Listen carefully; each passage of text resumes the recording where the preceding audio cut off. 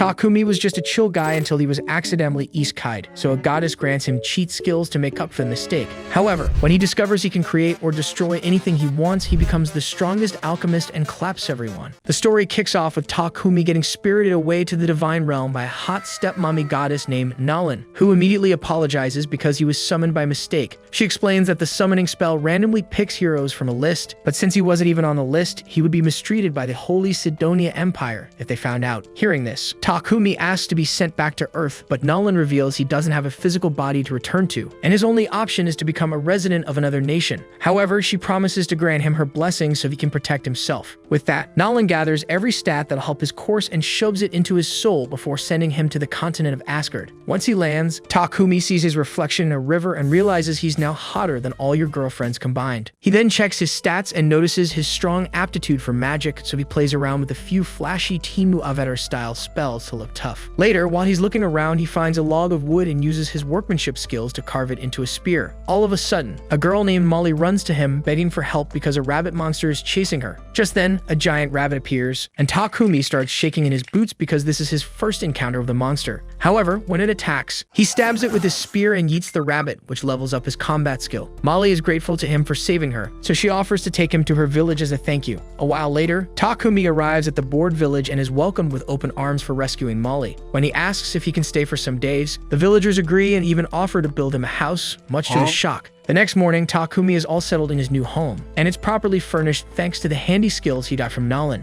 After settling into his new home, he brings some metal ores from a nearby mine, and he starts using alchemy to purify them into blocks. A few hours later, Molly finds him lying weak on the floor because he's used too much mana. When he regains himself, Martha, Molly's mom, schools him for pushing himself too far, while Banga, Molly's father, gives him a healing potion to replenish his mana. Over the days, he purifies various metals and turns them into cookware, which helps level up his alchemy skill. He'd also joined the village blacksmith and uses his magic to help him craft a weapon, which increases his level even further. One day, he asks Banga for some potions and uses the herbs he previously gathered to upgrade them into advanced potions. When he finishes, he wanders into the woods and purposely eats a toxic herb so he can heal himself to unlock his poison resistance skill. But before he can celebrate, a huge armored boar bursts out of the bushes and Takumi becomes terrified at its sight. He grabs his spear on instinct, but the moment the boar charges, he gets yeeted like yesterday's garbage. After dragging himself back up, he tries blasting it with magic, only to realize he's gonna need to hit harder. On the side, he finds an injured spider behind him that tries to defend him, but it gets overwhelmed, leaving Takumi with no options. As a last resort, Takumi bets his sacks on using alchemy on the boar's head, which decomposes it upon contact. After pulling himself back up, Takumi heals the poison spider because she was previously trying to help him, but the act grants him the tame skill,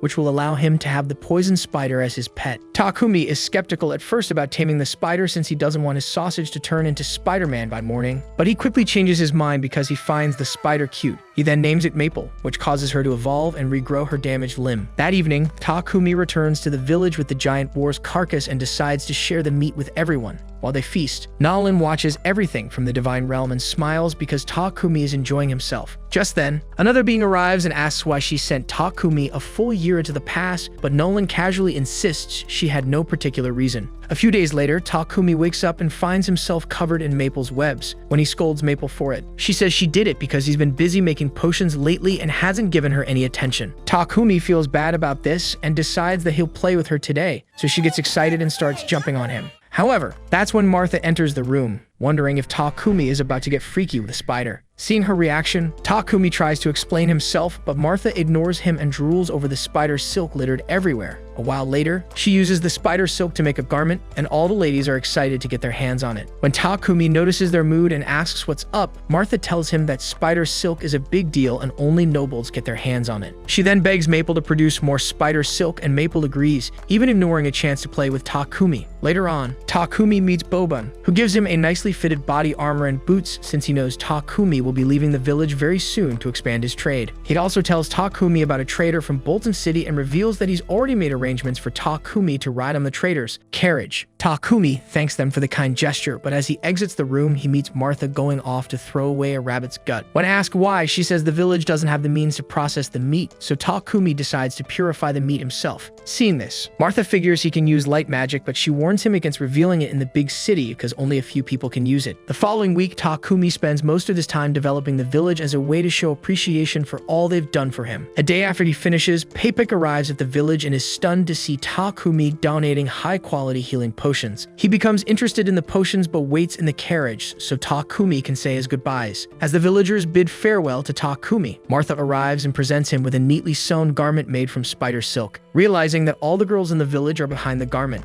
Takumi thanks them for it and promises to treasure it. After that, he sets off with Papik and meets 3 adventurers, Heath, Rael, and an alopecia having dude named Bogar, all of whom are guarding Papik for the trip. After they introduce themselves, Heath remarks that the trip is boring and wishes for a monster attack so he can get some action, but Takumi doesn't vibe with this. Rael notices Takumi tightly holding a bag and asks if something precious is in it, so Takumi replies that it contains a poison spider. Hearing this shocks Rael and he creeps in to see what the spider looks like, but Maple senses him and attacks him. Seeing this, Heath laughs and tells Rael he deserves it because he was infringing on the spider's privacy. On top of that, Maple takes a liking to Bogar, which makes Rael jealous. While they argue, Papik tells Takumi he's interested in buying his healing potions if he has more in stock, and Takumi looks forward to doing business with him. Suddenly, Papik stops the carriage, and the adventurers at the back realize that they are under attack by goblins. As the goblins draw closer, Heath and the others exit the carriage to fight, while Papik almost wets himself trying to fake composure to make Takumi feel comfortable. About 2 minutes in, Heath and the others successfully take out the goblins and they continue their journey with Papik. About 3 days later, they arrive in Bolton City and Takumi gets excited because it's his first time in a place like this. As he joins Heath and the others at the Adventurers Guild, he has to be registered in the Alchemists section. But the receptionist tells him there are no alchemists and he'll have to register as an adventurer instead. After doing that, Takumi meets Papik and gets paid for supplying him with healing potions. Although Papik is underpaying him since he's new to the business, the money looks big to Takumi, and he begins to wonder if Papik has ulterior motives. However, he snaps out of it when Papik recommends that he live in a house with a workshop so he'll have enough space for his production. At first, Takumi refuses because he doesn't have enough money to buy a big house, so Papik insists he rent one instead. He recommends a place and sends his assistant to lead Takumi to it. Getting there, Takumi is flustered because it's a mansion, and also because the rent is cheaper than your OnlyFans subscription. It makes him wonder if there's something sinister about the place, but the assistant insists that everything is perfect. On the way back, Takumi notices the stench in the city and asks about it, so the assistant tells him it's from the sewage. Apparently, nobles use magical purifying devices to treat sewage from their mansions, but those magical devices aren't used in the city's sewers because they're rare and expensive. The following day, Takumi moves into his new house with Maple and spends the whole morning crafting a magical toilet. When he finishes, he overhears Papik screaming in the sitting room and dashes over to see what's up. There, he finds Papik covered in Maple's spider silk and yells at Maple for doing that, but he's shocked to see that Papik is enjoying himself because the spider silk is comforting. After that, Papik excuses himself to use the restroom, but about 2 minutes in, he storms out asking what type of sorcery the toilet is. So Takumi explains that he added a magical device to the toilet that helps break down poop, which makes Papik wonder whether he can use light magic. At first, Takumi hesitates to admit it because Martha warned him against it, but he tells the truth and begs Papik to keep his gifts a secret. Papik agrees, and since he's a businessman, he begs Takumi to make like 100 more toilets so he can sell them. Although the number scares Takumi, he agrees to do it so long as he has the materials. But Papik realizes Takumi will need more hands and suggests he contract a slave bound to secrecy. He emphasizes this because he doesn't want Takumi's secret of possessing light magic to get out. After all, if the church finds out, he'll be exploited and used for profit. Hearing this, Takumi wonders if it's okay to mass-produce the toilet, so Papik assures him his identity will be kept a secret because he has someone to handle that. He then insists on getting a slave, but Takumi refuses because he isn't comfortable with it and insists on doing everything himself. However, when he receives a notification from the guild urging him to pick up a quest before a deadline, he realizes he'll need all the help he can get and agrees to get a slave. When he arrives at the slave company with Papik, a blonde-haared slave underestimates him and tells him to scram since he's built like expired yogurt. Ignoring that, Takumi joins Papik inside the company and is introduced to a petite hottie named Nulan, the lady in charge of the slave business. As their meeting starts, Nulan assures him that in this city, slave rights are protected, and both parties are forbidden from causing life-threatening harm to one another. She also adds that a slave is forbidden from sharing information about their owner with others, which makes Takumi realize that having a slave isn't a bad thing at all. Papik insists on getting a war slave for Takumi because they're the kind that can't be freed without their master's permission. When Mulan curiously asks why, Takumi explains that he needs someone to manage his mansion and keep his business private. Hearing this, Mulan realizes he's basically requesting a housemaid and a bodyguard, so she suggests getting 2 slaves for the roles. The first slave she brings is Maria, who she reveals was kidnapped by bandits when she was young and has no family left. Takumi gets interested in her and asks asks if she's cool with managing a mansion, and she replies that she's good with it. Her response excites Takumi because he thought a cute girl like that would have many takers and wouldn't want to be stressed so much, but the compliment makes Maria turn red. She insists that housekeeping is the only thing she can do and begs him not to develop plot with her every night. However, Takumi freaks out and reminds her that clapping her isn't in the job description. After that, Mulan approves their contract but reveals that she doesn't have any war slaves available to serve as Takumi's bodyguard. As Maria reminds her that there's a war slave named Sophia, Mulan tells her to shut it and get her belongings ready. As she leaves, Takumi asks what's up with Sophia, so Mulan reveals that she has issues. Despite that, Takumi curiously asks to see this Sophia for himself, so Mulan leads him to her. Getting there, he realizes that Sophia is the chick who roasted him when he first got here, but he's shocked to learn that she's been in captivity for 50 years. She also has a large scar on her left ear, limbs with impaired movement, and a curse that inhibits her magic. Just to be sure, Takumi uses his powers to peek at her status and gets flustered when he realizes she's an overpowered war elf, only nerfed by a curse. When he insists on forming a contract with her, she reminds him that she's useless, but Takumi assures her he'll do something about her condition. With that settled, Mulan proceeds with the contract and makes it official by sealing them with magic.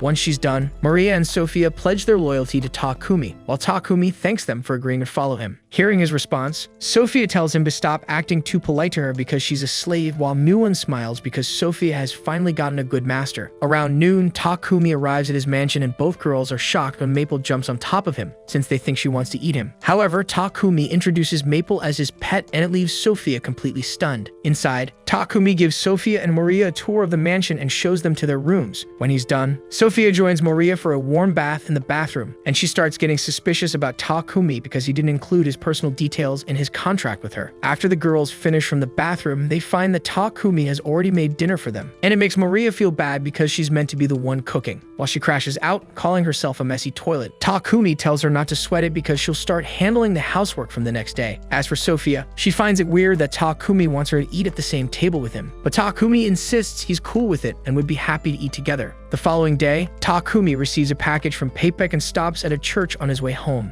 Here he kneels and prays to Nolan, thanking her for all her blessings but questioning why she was against Sidonia when they're the ones controlling the religion for this kingdom. The next thing he knows, he gets spirited away to the divine realm, and Nolan tells him she has nothing to do with Sidonia and her Church of Divine Light. She explains that there are two religions, one from the Church of Creation and the other from the Church of Divine Light. The Church of Creation always worshipped Lady Nolan from the start, while the Church of Divine Light was created later along with a god that doesn't actually exist. Back when the Church of Divine Light was founded, the Holy Sidonia Empire used forceful means to spread the influence of the Church, which later opposed the Church of Creation. Currently, Nolan doesn't want anything to do with either side and swears not to interfere with humans. She then tells Takumi that his tutorial for this world is nearly over, and he should expect to run into people who might want to harm him. Hearing this makes Takumi realize that she's been behind his recent luck of meeting nice people, and that it's up to him to determine how his life will play out. Meanwhile, a year into the future, Elizabeth has managed to convince the summoned heroes to train non-stop to save their world. But Akane refuses to join them because she doesn't like violence and also feels that Elizabeth is up to no good. Back in the present, Takumi arrives home and trips on the floor, but when Sophia tries to help carry his package, he hurriedly hides it in his item box. Seeing this makes Sophia get more suspicious of him, especially because the package was wrapped with a magical material. So she decides to keep an eye on him while he's in his workshop. About 5 minutes in, she sees Takumi slitting his wrist and hears him saying he did something to Maria. Hearing this makes her assume that Maria's life is in danger, so she barges into the room to stop him. However, she becomes weak and falls to the ground, and Takumi wonders what's up with her. When he tries healing her, he realizes her body is resisting his magic because of her curse, so he takes her inside and gets rid of it. That evening, Sophia wakes up and is shocked when she realizes that she's healed and that her magic is back. Once Maria tells her that Takumi healed her, she heads outside to get some explanation about what happened earlier. Takumi tells her he was only trying to upgrade his light magic skill, and it ended up helping him remove her curse. Sophia sheds tears as she hears this, and then proceeds to kneel and swear her lifelong loyalty to Takumi. The following day, Takumi heads to the library and wonders why only 4 books on alchemy exist in the kingdom. While he wonders why alchemy has died out so much in recent times, he figures it's because alchemy books are based on the writings of an ancient magic civilization, and it's thanks to Nolan's blessings that he can understand these languages. Later that morning, while Maria and Sophia help him mass-produce magical toilets, he reveals he'll take a break and go on an adventure to explore the country. He also adds that he'll take Sophia with him as his bodyguard while Maria will manage things at the mansion. Thinking about it, Maria realizes she can't stay in the mansion alone, so she begs Takumi to take her along.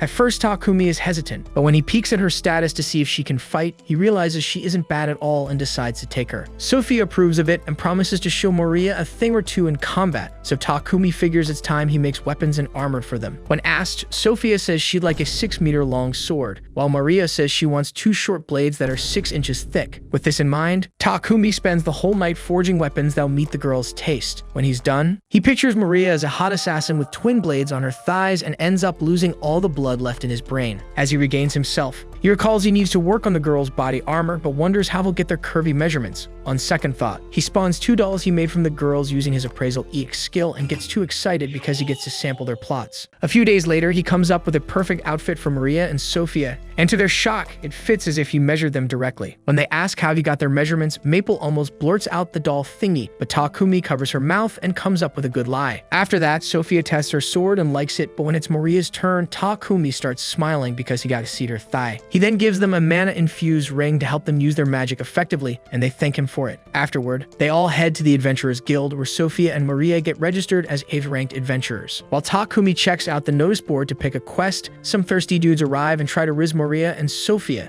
into following them. One of them, built like a lizard spawn, calls Takumi a weak bum, while another with a mutated stomach calls Takumi his mother's worst mistake. As the dude tries to lay hands on Sophia's milkers, Takumi stands up to him. Meanwhile, deep down, he's terrified like crazy. Eventually, he summons the courage to talk back at the dudes, calling them worthless bullies, and it makes one of them try to punch Takumi. However, Takumi hardens his upper body with magic as he sees the punch coming, and it makes the unlucky dude scream in pain. Before things can get worse, Brak, the guildmaster, shows up and tells Takumi's side to meet him in his office. There, he asks Takumi what he did to the dude who attacked him. So he explains that he coated his upper body with diamond using alchemy. Hearing this, Han suggests that Takumi and his party members be promoted, and Barack agrees, hinting that it'll prevent idiots from making a move on him. When Takumi insists that the girls just got registered, Hans tells him to pick up a quest so the girls can rank up easily, and he agrees. That afternoon, Takumi leads the way into the woods on a mission to exterminate goblins and gather Moriel herbs. On the way, Maple provides recon support and alerts them of 2 goblins closing in on their position. Immediately, Sophia charges forward and slays them, while Takumi and Maria attack a pair of goblins charging behind them.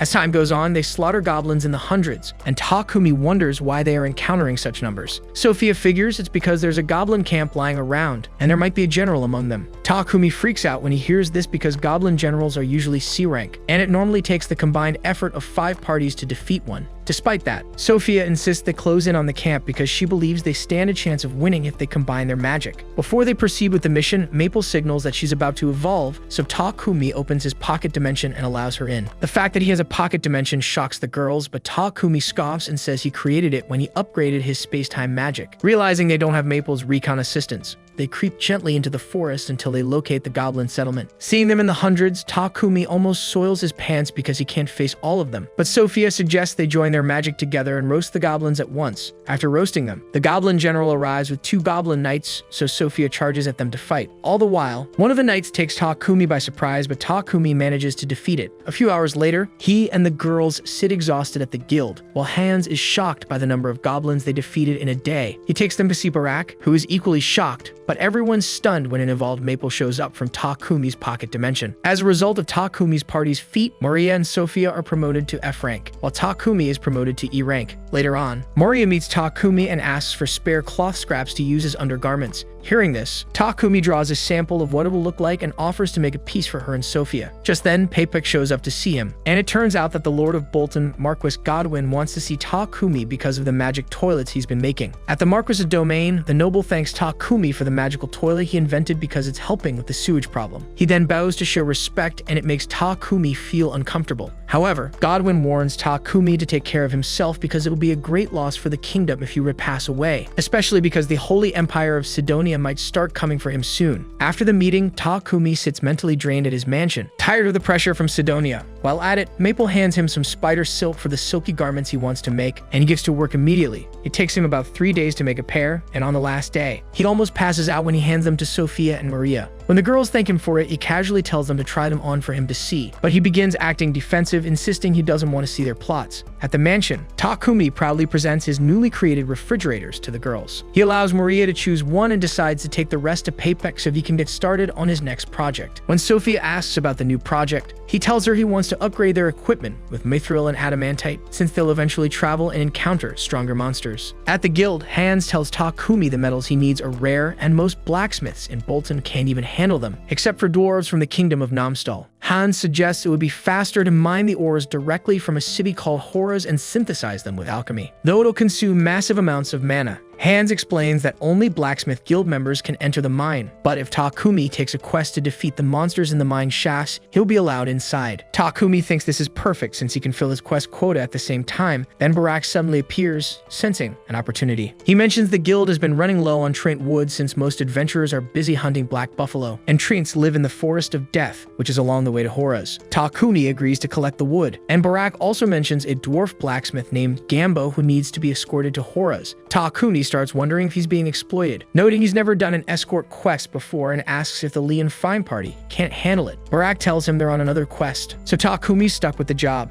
Hans explains it'll take 7 days with a normal carriage or half the time with monster horses, but all the monster horses are currently rented out. Riel suddenly appears and Barak asks if he's done with his quest already. Riel mentions they took down a black buffalo and he's just bringing it back before it spoils. He notes there have been more advanced monsters popping up recently, which means escort missions are getting tougher, but Barak points out the rewards will be better too. Riel prepares to head back to his party, but Takumi stops him and asks him to stay at his place for the night. They make a stop to visit Papik, who offers to lend them one of his monster horses for the trip, but asks to buy some rare ores when Takumi returns. He also mentions he wants more refrigerators because they sold out like Ice Spice concert tickets. Meanwhile, Sophia waits at the house for Takumi, noting he's running late. Takumi and Riel head back after an unsuccessful search for a blacksmith who can handle the metals, but Riel suddenly senses danger approaching. Riel sees a cloaked figure approaching and realizing he's not prepared to fight, he grabs Takumi and tries to run. The figure knocks Riel down, but it's actually Sophia who thought Riel was targeting Takumi. She's about to reverse Isekai Riel, but Takumi quickly stops her, and they both apologize to Riel for the misunderstanding. They make it back to the house, and Riel is surprised to see Maple's evolved form, but Maple immediately rejects him. Riel starts crying that Takumi has a harem while he's still single, but Takumi clarifies they aren't his girlfriends. Hearing this, Riel asks Sophia and Maria out, but they both turn him down, reminding him that he's not the main character. While Riel enjoys a bath, Takumi tells the others about the trip to Horus, and they decide to leave in 3 days. They get the carriage from Papik and meet their client Gambo, then set off to Horus. At the guild, Hans and Barak receive a message from the Horus branch warning that monsters in the Forest of Death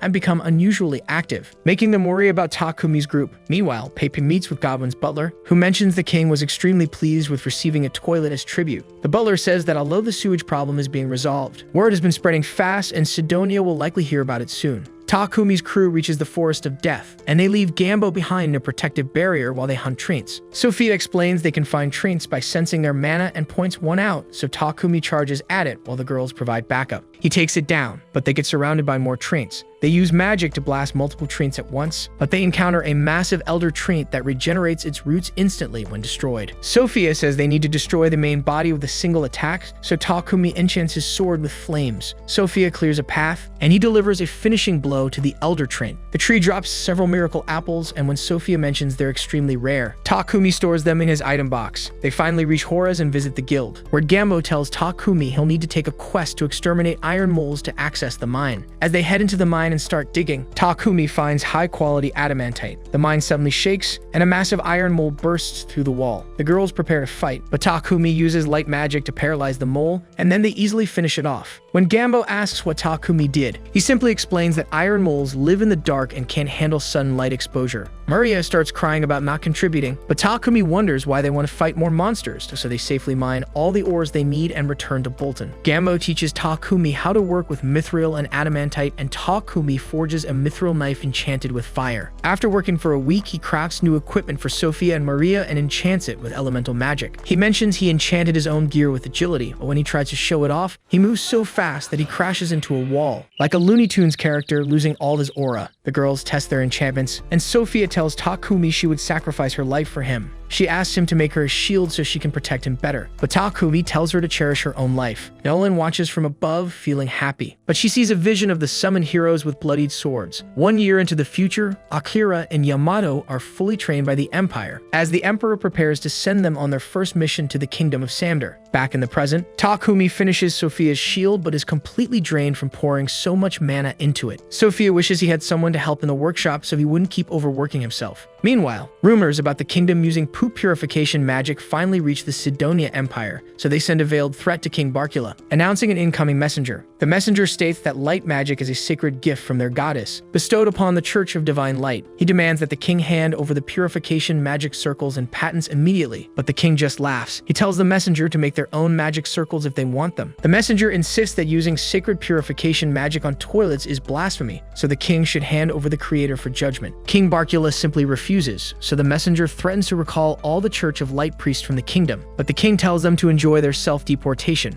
Papek later meets Takumi and fills him in on the drama. Takumi wonders if dissing the Sidonian messenger was wise, but Papek assures him everything will be fine. He explains there are two major religions, the Church of Creation, which worships Nalin, and the Church of Divine Light, which recognizes Anat. Unlike the Church of Creation, the Church of Divine Light priests charge ridiculous fees for their services. While Takumi is thinking of how to exit all the drama, Papek reveals he offered samples of Takumi's toilets and refrigerators to the king, who liked them so much he's invited Takumi for a personal meeting. Takumi tells Sophia and Maria about the royal capital visit, and they agree to join him. He mentions they'll leave in a week, and Maria starts planning meals for the journey. Takumi says he's crafting new cloaks enchanted with perception-blocking magic to protect his harem from unwanted attention. At the market, Maria tells Sophia she's worried about Takumi never taking care of his health. Sophia agrees and randomly starts glazing Takumi, causing Maria to start teasing her. Sophia starts blushing like a tsundere, insisting she's only saying he's a wonderful master. Maria just thinks Sophia has fallen in love with Takumi, even if she won't admit it. Takumi visits the Church of Creation to pray, and Nolan suddenly teleports him to her domain. She assumes he's praying for safe travels, but Takumi reveals he has questions about the goddess of the Church of Divine Light named Anat. Nolan tells him she's the only true goddess Mami, though he'll learn about Anat in the future. Takumi asks what happened to the other heroes, but Nolan casually drops that he was sent 1 year before the other heroes were summoned and that there are still months before they arrive. He asks why she sent him early, but Nolan dodges the question, saying they're running short on time, then reminds him to bring an offering next time and sends him back. Takumi wakes in the church knowing Nolan deliberately avoided his question, but since he has no intention of meeting the heroes, he figures it doesn't concern him. 10 months in the future, Akira trains with his master, who praises his progress while the other heroes watch. Back in the present, Takumi finishes the new cloaks and presents them to the group. Takumi shares his plan to build a custom carriage since borrowing one is inconvenient. Maria mentions they need a monster horse from the guild, but suggests finding unicorns or drake horses in the Forest of Death, which would be far superior. They decide to search for one, and Takumi asks if drake horses are related to dragons. Maria and Sophia explain that they look like regular horses except for horns and dragon scales. Maple excitedly tells everyone to hurry, and when Sophia notes she seems unusually hyped, Takumi reveals Maple is probably hoping to find a companion similar to herself. Sophia suddenly senses danger and they prepare to fight, but a bush wolf passes by without noticing them because of their cloaks. Takumi is thrilled that his creation works, but Sophia removes her cloak, explaining she wants to fight in order to train. On the way, Sophia one-shots a wild boar and Maria gets excited about the meat. Takumi spots a dead tree, so he and Sophia start cutting it up for carriage materials. While everyone is busy packing wood and meat, Maple wanders off and comes across several dead trees. She hears a noise and discovers a wounded drake horse, which shoots lightning at her when she approaches. The encounter reminds Maple of meeting Takumi, so she introduces herself and tells the drake horse that Takumi will heal her. Maple notices 2 termite monsters approaching, so she captures them with her webs while the drake horse assists with lightning attacks. Hundreds of termites soon surround them, so Maple builds a thick protective web shell around them. She tries contacting Takumi through their mana link, but can't reach him. As she's about to give up, Takumi and the others arrive to rescue them, and Maple cries as she hugs him. She mentions she couldn't contact him, and Sophia explains Maple's thick webs block their mana communication. Takumi says he realized something was wrong when their link dropped, so he followed the trail. Maria notices the unconscious drake horse and Maple begs Takumi to heal it. Takumi tries, but the drake horse's protective shield repels his magic. Sophia notes the remaining termites will soon surround them, so Takumi makes a risky decision to put both the drake horse and Maple in his pocket dimension. Sophia thinks this is reckless because it'll strain his body, but Takumi insists he'll be fine. He suddenly collapses because his mana is drained too quickly. He tries to drink a mana potion, but he collapses before he can replenish his mana. They rush him home, and Sophia notes that Takumi still hasn't released Maple and the drake horse, and that if Maple doesn't open the pocket dimension soon, he'll die. Sophia kisses Takumi's hand and traces his mana to Maple, asking her to open the pocket dimension so the drake horse can escape. Maple fears the drake horse will panic, so Sophia tells her to prepare a protective web shell like before. After setting up, Maria rushes to Papek's company for medicinal herbs while Sophia stays by Takumi's side. side. The next morning, Takumi wakes and finds Sophia sleeping at his bedside and thanks her for saving his life. They head to the garden where Maple has been caring for the Drake horse, and Takumi introduces himself as Maple's friend and manages to tame the Drake horse, then uses healing magic on it. His magic helps her regain her strength and fully recover. Takumi thinks about what to name her, and Maple suggests naming her after a leaf, just like herself. He decides to call her Camellia because the camellia tree keeps its leaves year-round and blooms with red and white flowers. At a slave trading company in the royal capital, a man interviews a young girl named Reva. When he asks what she can do besides looking like an anime waifu, she promises she'll study hard and prove her usefulness. The man refuses, insisting he needs someone who can be immediately useful. She apologizes to her master at the company, who tries to lift her spirits by saying a good master will show up someday. However, Reva notes he's been feeding her that line for several years now. She remembers being forced to leave her family and become a slave so they could afford a better life. Meanwhile, Takumi tells Maria and Sophia and he'll head to Gambo's workshop again, but they're not having it because he's barely rested in the past few days and they're worried he'll collapse. Takumi drops by the guild, where he notices someone complaining to Barack about a dangerous monster spotted in the city. Curious, he asks Hans what's going on, and Hans shows him a sketch based on witness reports, though he mentions the creature hasn't caused any damage yet. Takumi reveals he came to register his new pet, so he opens his pocket dimension, but everyone in the guild is angry because they recognize Maple and Camellia as the exact monsters that have been terrifying the entire city. Meanwhile, Sophia visits Mulan and asks if she has a slave who can help Takumi with his workload, but Mulan admits she can't help them at the moment. She promises to contact other companies and compliments Sophia, telling her she's changed a lot since forming a contract with Takumi. Sophia runs into Maria at the market and they discuss how, despite wanting to help Takumi, they're unable to share his burden because they lack the skills he needs. Maria points out that Sophia has started softening her expressions lately, but she still admires her brave side, making Sophia blush like a tsundere. They reach the workshop and are shocked to find Takumi passed out at his desk, but Gambo explains he's been working non-stop and finally collapsed from exhaustion. He warns them that if Takumi continues at this pace, his health will seriously deteriorate, and the girls exchange worried looks. The next day, Takumi finishes building the carriage and proudly shows it to the girls, who are stunned by how spacious it is inside. He reveals he enchanted it with spatial expansion magic, fitting Diddy's entire mansion inside. They arrive at their destination and meet up with the Leon Fine crew, who'll be escorting them on their journey. Soon after, Godwin and Pape show up because they want to check out Takumi's carriage from the inside. Once Pape steps in, he shouts in excitement, and he immediately asks Takumi how he built it, offering a massive reward for the blueprints. Godwin steps in to stop Pape from overwhelming Takumi, then admires the carriage himself and mentions he'd gladly pay 100 platinum coins for it, which makes Takumi rethink his life choices because that's equal to 1 billion yen. They finally start their journey to the royal capital, and along the way, Godwin discusses with his assistant how Takumi has achieved tremendous success in such a short time. Godwin knows Takumi will soon receive even more fame and recognition, but they need to protect him from enemies who will want to exploit him. Several months in the future, Akane reads a book about how Anak created humans in her likeness, then put all other races beneath them. Then she looks sadly at the collar on the Beast Girl, slave the Empire assigned her. Back in the present, Takumi's group finally arrives in the kingdom's capital, and he's relieved they didn't run into any major trouble with monsters. Rio points out that whenever monsters did show up, Sophia and the others swiftly wiped them out. After arriving at the inn, Papek tells Takumi he should build another carriage for the king. But since they have an audience with the king in 5 days, Papek suggests quickly building it after they return to Bolton. Takumi confidently says he can finish it at the capital before their meeting, using the materials he has at hand, but worries about the workspace which Papek promises to handle. Takumi tells Sophia and Maria about the plan, mentioning they'll visit the Palom Trading Company to find help. Sophia recognizes it as a trustworthy slave trading company owned by a man named Burton, and she suggests that Takumi find someone who can assist him with production work, as they can't help with his specialized alchemy tasks. At the slave trade company, Takumi asks Burton for a slave with magical aptitude who can help with his alchemy tasks. Maria suddenly realizes she can't find Maple after the giant spider wandered off to explore the building, so Sophia goes after her, but she hears someone scream along the way. She finds Reva terrified at the sight of Maple, but Sophia calmly explains that Maple isn't dangerous and won't hurt her. Sophia notes the alchemy book Reva is clutching, and Reva starts nerding out about alchemy. Takumi then calls Sophia to meet the candidate with him, which turns out to be Reva. Reva officially introduces herself to them and gets excited when she hears that Takumi practices alchemy, but she shuts down. Remembering all the previous customers who rejected her for not being useful, Sophia mentions Reva has an alchemy book, and Takumi realizes she and he share similar ideas when it comes to the craft. He decides to test her knowledge by showing her an alchemy circle and asking if she can identify its purpose, and Reva identifies it, but in the way it was used in her region.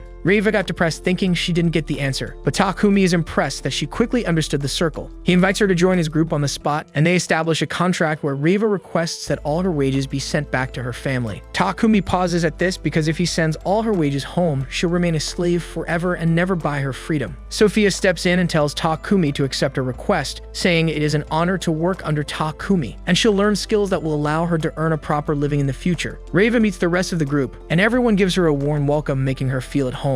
Meanwhile, back in the Empire, the Emperor gets pissed at the kingdom for rejecting their demands, but Princess Elizabeth advises him against fighting directly since they'll soon be summoning their heroes, so they should focus on inciting the Divine Light Squadron against the kingdom instead. Takumi shows Reiva his alchemy skills by crafting complex materials while she watches in awe. He tells her she'll soon be able to create similar alchemy circles, but Reiva doubts her abilities, so Takumi reassures her by saying she has the most important quality for an alchemist, which is a genuine interest. Takumi finally finishes building the king's carriage, and while he's admiring his work, an old man approaches and asks if he's the owner. Takumi explains he built it for the king, impressing the old man, who casually drops that he is the King Lobos Barcula, making Takumi nearly wet himself. The king mentions this is just an informal meeting because he wanted to personally thank Takumi for solving their sewage crisis. He explains he'd normally hold a grand celebration in Takumi's honor, but that would draw unwanted attention. Takumi thanks the king for defending him from the Empire, but the king insists it's his duty to protect his people. After the meeting, Takumi's party leaves the palace with their rewards, and the king orders his men to keep everything secret. Once they return to Bolton, Takumi uses his earnings to buy the mansion he'd been renting officially. Maria and Sophia refuse to accept their wages because they insist that Takumi already provides them with everything they need. Takumi argues they should still build their savings for when their contracts eventually end, but Sophia mentions she'll probably outlive him since she's an elf, so she plans to spend the rest of her life protecting his grave. So Maria chimes in saying she wants to be buried right next to him, and Takumi realizes his harem is already arguing over who gets to ride him in the afterlife. Meanwhile, in Sidonia, a soldier presents one of Takumi's poop purifiers to Princess Elizabeth, and she's pissed, claiming the blasphemers don't fear Anat's anger. The soldier mentions that the Divine Light Squadron is eager to eradicate the source of evil, and she agrees that they won't tolerate those who threaten their church's dignity and need to eliminate the threat as quickly as possible. Back in Bolton, Reiva tells Takumi she wants to register as an adventurer to raise her mana and support his alchemy work better. He takes her to the guild where she receives her adventurer card and thanks Hans for helping her send money home. Hans then asks if Takumi has decided on a party name since his party is fairly top class. Takumi admits he's not aiming to become a serious adventurer. He points out that the group lacks proper role divisions and is not even a frontline fighter like normal adventure parties. Barak overhears and offers to train Takumi, insisting that an adventurer's body is their greatest weapon. Barak proceeds to toss Takumi around like a ragdoll while asking if he's thought of a party name yet, but Takumi is too busy getting suplexed to answer. After the brutal session, Takumi asks the girls to help him come up with a name before Barak takes him out. Maria and Reiva propose several options that Takumi rejects while Sophia is just seething in a corner, ready to off Barak for pummeling Takumi. Takumi quickly calms Sophia down, explaining that Barak was only training him, not trying to eliminate him. 10 months in the future, Akira and Akane watch as Yamato trains in the Empire. While Akira criticizes his fighting style as useless in real combat, Akane asks if his own style will work instead, and Akira says he's built different because he's a hero, but Akane reminds him that they're all heroes. Akira then asks Akane to join him in a post-training workout session, but Akane flatly refuses. Akane continues reading about Anat, learning that, unlike the Church of Divine Light, who preach human supremacy, the Church of Creation teaches that all races are Nolan's offspring. She then wonders why they were summoned by the Church, which claimed they wanted world peace. Back in the present, Takumi gifts Reiva a magical ring and staff to help in her adventures. Maple gets jealous watching Takumi give Reiva his wooden staff, so he quickly hands her a new weapon that won't interfere with her threat abilities. A few days later, Takumi trains with Barak again, and when his name suggestions still suck, Barak tosses him around some more. Takumi worries Sophia might snap and attack Barak, but instead, she points out his defense is lacking and begins coaching him herself. After training, Takumi visits the guild, where Hans mentions an escort mission for the Papik company. Takumi asks how long it would take, and Barak estimates only 4 days thanks to Takumi's upgraded carriage. Takumi tries to pass the quest to the Leon Fine crew, but they're busy, so he reluctantly accepts. During the journey, Papek's employee thanks Takumi for escorting him and mentions he needs to buy milk for Papek's company. They stop the carriage when Takumi spots monsters, but Sophia explains it's just a scuffle between goblins and bushwolves that Camellia ends instantly with a lightning strike. They arrive at the town of Kilbis and enjoy warm cream stew, making Takumi nostalgic for his old world. He tells Sophia they should buy milk and cheese before leaving, and she notes the market stays open at night. Takumi asks if rice exists in this world,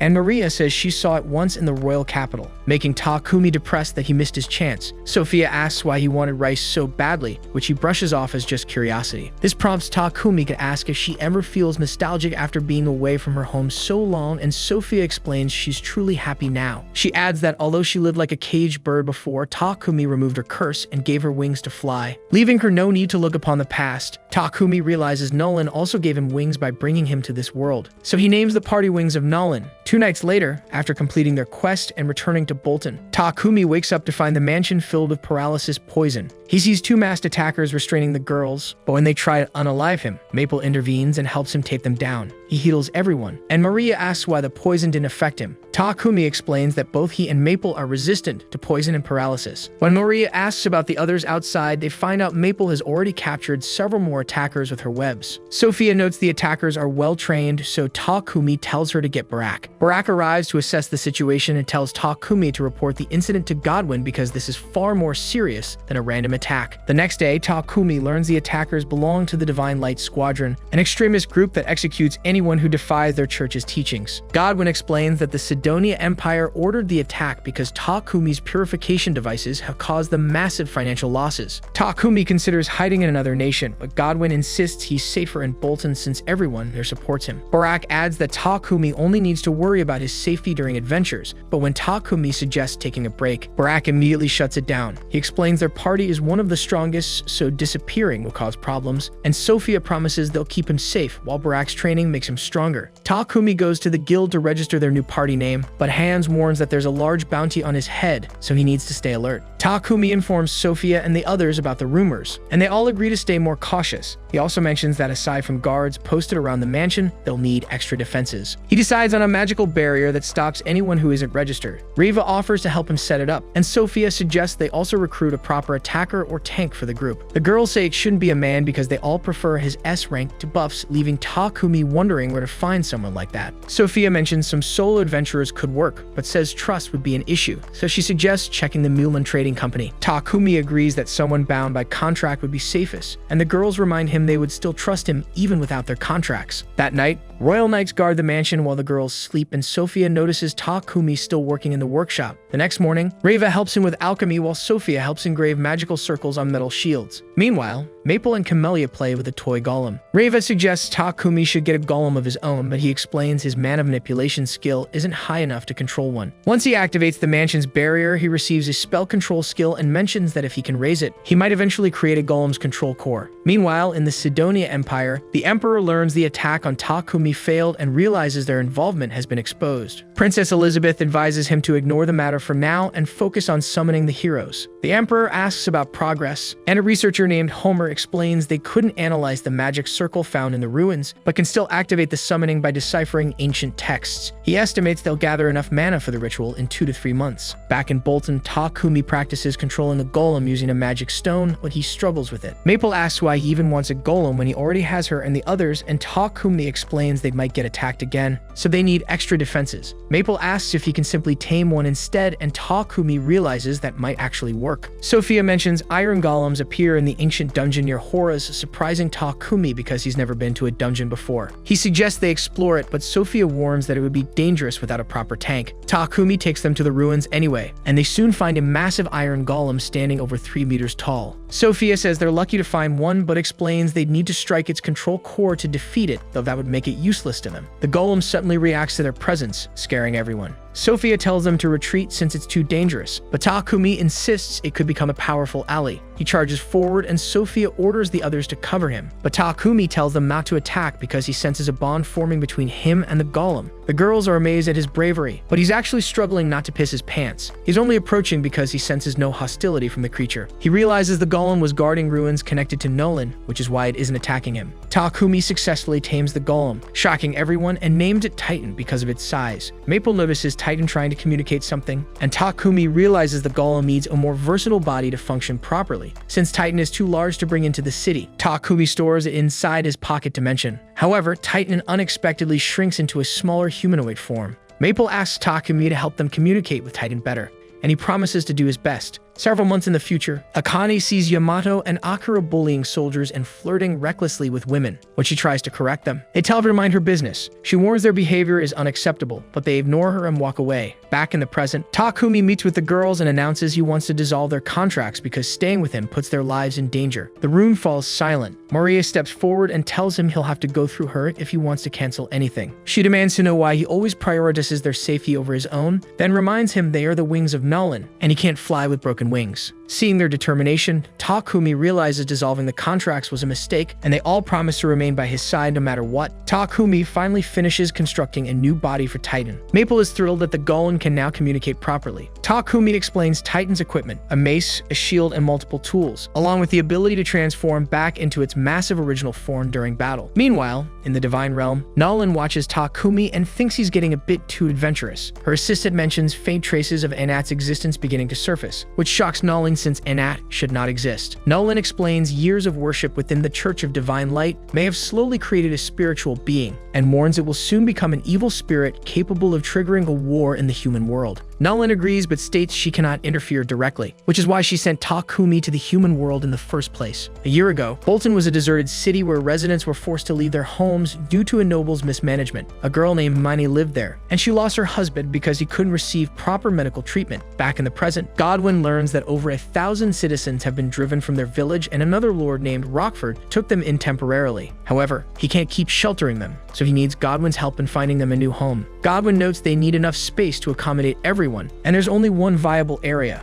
but it's filled with monsters, so developing it will be difficult. Meanwhile, Takumi tells his group they should try tackling a dungeon, so they head to the second most challenging A-rank dungeon called the Forest of the Beast King. Takumi is surprised to find there's a sky and a massive forest underground even though they're in a dungeon. His party takes care of all the monsters they encounter with Maple's help, since she detects enemies before they even get close. Titan handles all the strong monster attacks, allowing them to clear floors quickly while collecting treasures along the way. After a full day, they finally reach the last floor and everyone gets excited. However, Takumi accidentally steps on a trap that triggers a giant rolling ball to chase them. They jump into a narrow passage to escape, and as they continue forward, Maple senses a powerful presence ahead. They prepare to fight, but when they see it's an S-ranked Earth Dragon, Maria and Reva completely freak out, while Takumi mutters he should have brought the larger Titan form. He tells Maple and Titan to hold the dragon's tail while everyone else attacks, but they realize it's still alive after their assault, and it sends Titan flying into a wall. Sophia tells Takumi about the dragon's weak spot, so he summons Camellia, who charges at its flank. Takumi thinks it's his chance to finish it, but he realizes he might get burned if he gets too close. So he enchants his sword with lightning and hurls it straight into the dragon's mouth, unaliving it instantly. Camellia evolves into a dragon horse after the battle, and Takumi finds a rare dragon part, immediately thinking about what he can craft with it, amusing Sophia with his nerd Riz. After returning from the dungeon, Godwin summons Takumi and asks if he knows about the undeveloped land in the south. Takumi mentions he's heard it's filled with monsters, which is why even neighboring nations avoid it. Godwin explains the Triaria kingdom tried to invade it once, but the invasion failed so badly it led to their decline. He asks Takumi if he could build a village on that land, referencing his impressive development work at the village of Board. Sophia immediately reminds Godwin about the danger to Takumi's life, but Godwin insists he has no other option and needs Takumi's help. Takumi asks why they need the village so urgently, and Godwin explains how villagers became refugees after being betrayed by corrupt nobles, so he wants to build them a proper home. He admits that's just one of his reasons, and Sophia starts to ask about the others, but Takumi stops her. He remembers how people helped him when he first arrived in this world, so he decides to help the refugees, which makes Godwin genuinely grateful. Takumi turns down the offer to be escorted by knights, and the Wings of Nolan set out on their mission to build a new town from scratch. They arrive at the undeveloped land and immediately start building walls using earth magic, working together to shape the terrain and create a defensible perimeter. They continue using their combined magic to develop the area, and within days they complete the basic infrastructure. Takumi sends Sophia to request the transfer of refugees, which shocks Godwin because they only started working 10 days ago. The refugees are ordered to move to the southern frontier, but they're terrified, thinking it's still crawling with monsters. When they arrive, they're stunned to find a massive wall already surrounding the village, and Takumi greets them warmly, explaining he built the wall to protect them from monster threats. He shows them around and reveals he's constructed houses for both the refugees and the nobles who govern them, plus a barracks for knights will be stationed there. One of the knights, named Dorn, is stunned and asks if Takumi used magic to build everything, so Takumi admits he did but notes the village isn't finished yet. The villagers are thrilled with their new home, but Sophia notices Mani looking depressed in the corner. She approaches and asks if Mani is alone, and Mani explains that her husband passed away in their old village. Sophia tells her that Takumi is looking for helpers and suggests she could work for him, but Mani immediately rejects the offer because she doesn't trust nobles. Maria tries to convince her, but Takumi gives Mani more time to think about it. Mani starts to feel guilty and thinks she can't stay in the village after refusing to work for Takumi, so she decides to leave. She wanders into the forest, but the moment she hears a monster roar, she instantly regrets her decision. Maple alerts Takumi about the incoming monster threat, and everyone assumes they'll need to fight, but they're shocked when they see it's just Titan doing patrols. Takumi tells Dorn to raise the drawbridges to protect the villagers, but they realize Mani is trapped outside the walls. Everyone starts searching for her, and they learn she was last seen heading into the forest. So Takumi immediately decides to go rescue her. Mani realizes she's surrounded by wolves and thinks she's about to die, but Takumi makes a main character entrance, quickly taking care of the wolves. Then Mani warns him that more monsters will arrive soon, but Takumi calmly assures her it won't be a problem.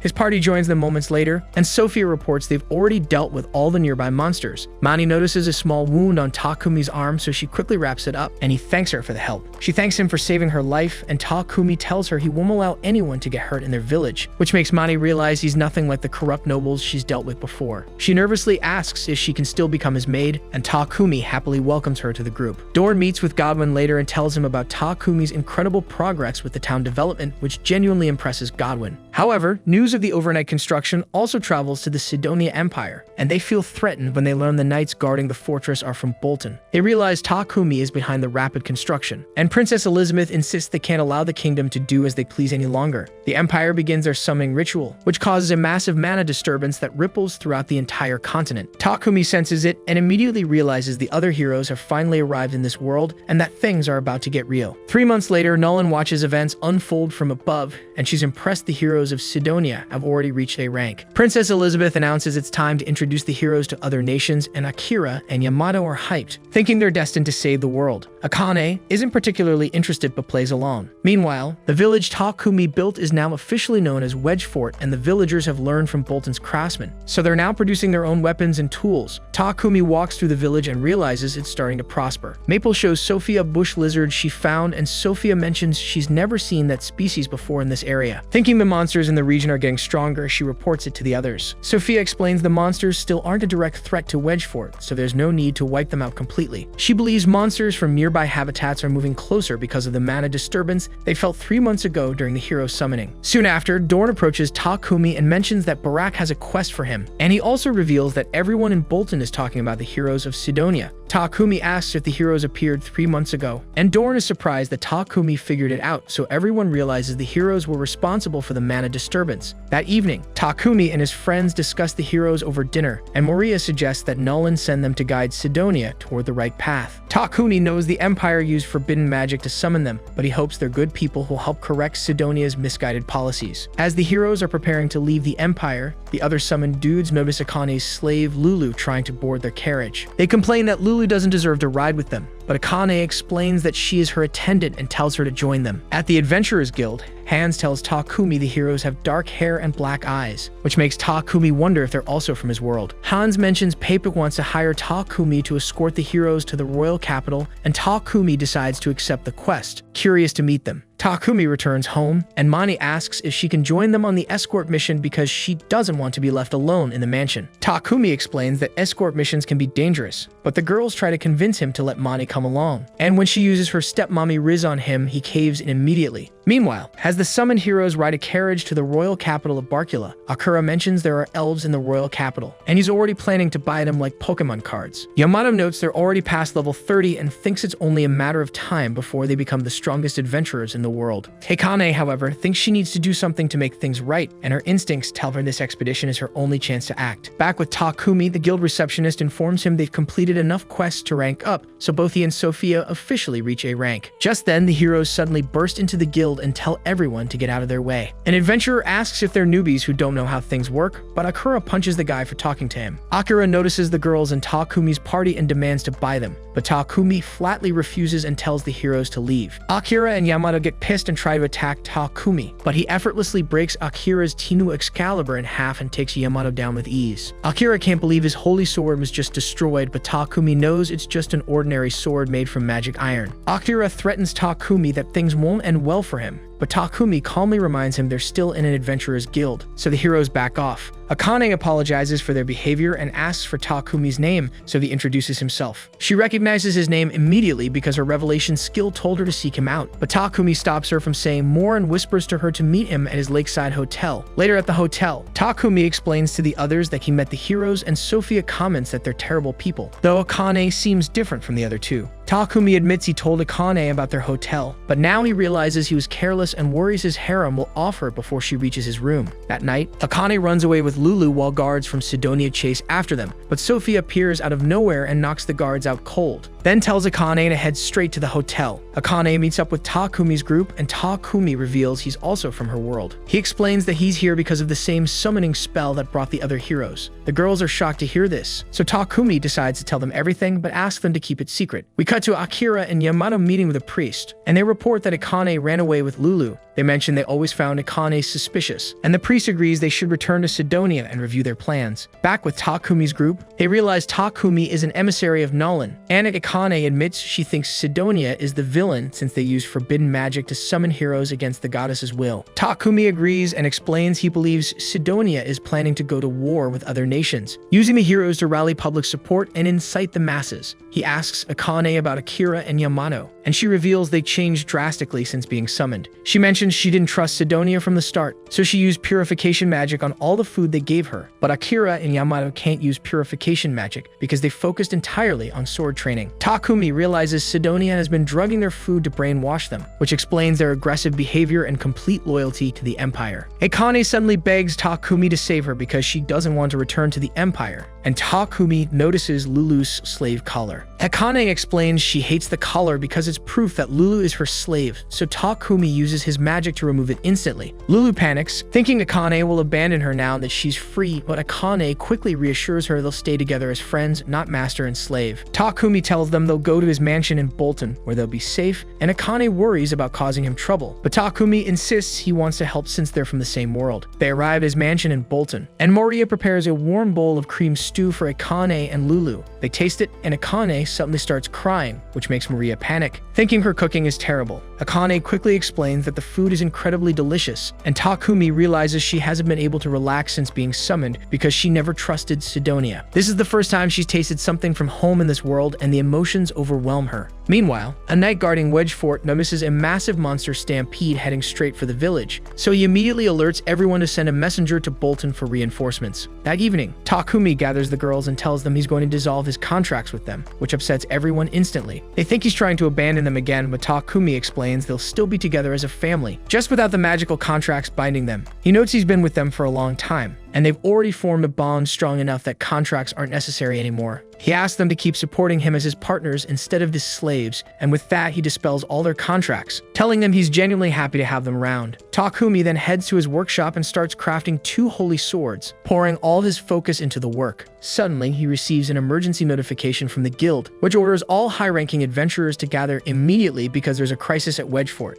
Takumi meets up with the Lion Fang crew, and he asks what's happening. So Barak reveals that a massive horde of monsters is attacking Wedge Fort. They learn that the other adventurer parties are busy with their own quests, so they're the only ones available to respond. Hans mentions another party will join them soon, and moments later, the Crimson Rose party arrives. Takumi meets their leader, Marilda, who mentions she's heard the rumors about the wings of Nolan and is curious to see them in action. The Lion Fang members recognize her reputation, and Barak tells everyone they need to clear a path for Dorn, who will lead a squad of knights to reinforce the fort. Takumi decides to leave Akane and Lulu behind for their safety and orders Titan to guard them while he completes the quest with his team. Before leaving, he gives Sophia the holy sword of Amaterasu, explaining he crafted it using materials from the dungeon. He shows her the second sword, Tsukuyomi, and explains that Amaterasu deals physical damage while Tsukuyomi inflicts mental damage, and they can chain attacks together when used in combination. The group reaches Wedge Fort and realizes it's surrounded by monsters, so they jump into action and start cutting through the horde. The guards spot Takumi approaching, so they quickly lower the drawbridge, and his party rushes in while wiping out the monsters that made it past the wall. The villagers are relieved to see Takumi arrive, and he orders Reva and Mani to tend to the wounded. He joins the other adventurers on the battlefield, but they suddenly notice the monsters retreating, which strikes everyone as strange. Takumi points out that the monsters' movements seem coordinated, like they're following orders, and he suggests the horde has a leader controlling them. The other adventurers think that's impossible, but Takumi explains the mana disturbance could have caused certain monsters to evolve and gain intelligence. Meanwhile, back in Sidonia, the Empire learns about the monster attack, and they're thrilled, hoping the creatures will destroy the kingdom of Barcula. The Emperor thinks they should take advantage of the situation and prepare to invade, but Princess Elizabeth suggests attacking the kingdom of Salamander instead. She explains that Salamander is an ally of Barcula, and if they use the heroes to crush it first, Barcula won't be able to call for reinforcements in the future. Back at Wedge Fort, Reva finishes treating the wounded and brings food to Sophia. But Sophia reveals she's worried about Takumi because he's been giving all their healing potions to injured villagers. Sophia decides to talk to him and reminds him that the monsters will attack again soon, so he should save potions for himself. Takumi insists he can avoid getting injured, so he won't need them,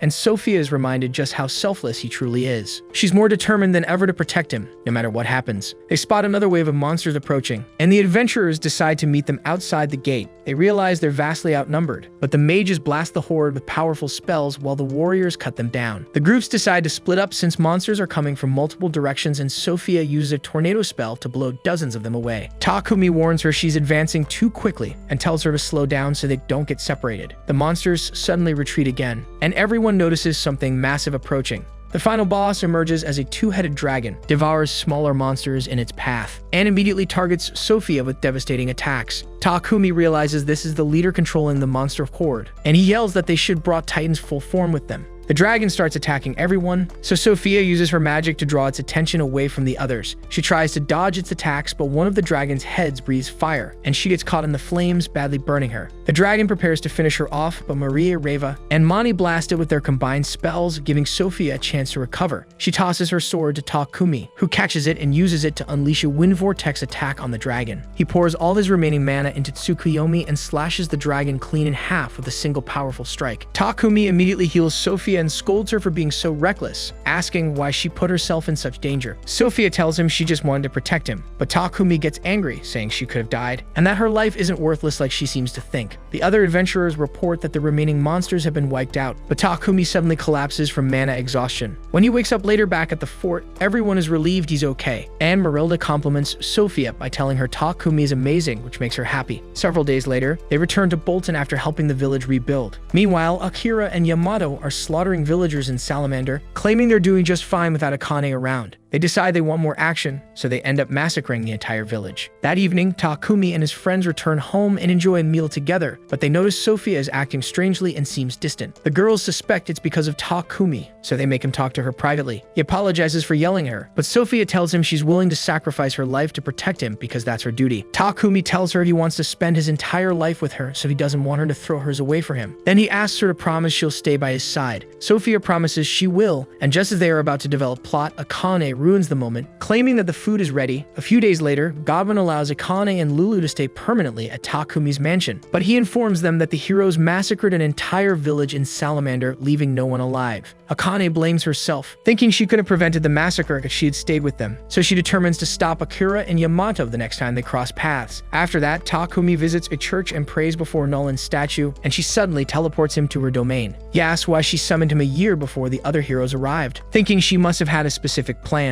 Nolan tells him his fate is in his own hands, and Takumi says he'll protect everyone important to him no matter what happens. He mentions that he genuinely enjoys his life as an alchemist because he can create anything he wants. He also presents her with sweets as an offering, making her smile. Deep down, Nolan knows Takumi has a rough path ahead of him because he's the only one who can save the world from the chaos the heroes will bring, but she believes in him and knows he'll become the greatest alchemist of all time. That's the end of today's video. If you stayed until now, comment down below sweet cake, leave a like and subscribe to the channel if you want to see unplotted recaps. Don't forget to check out the next video, it might just be your new favorite anime recap.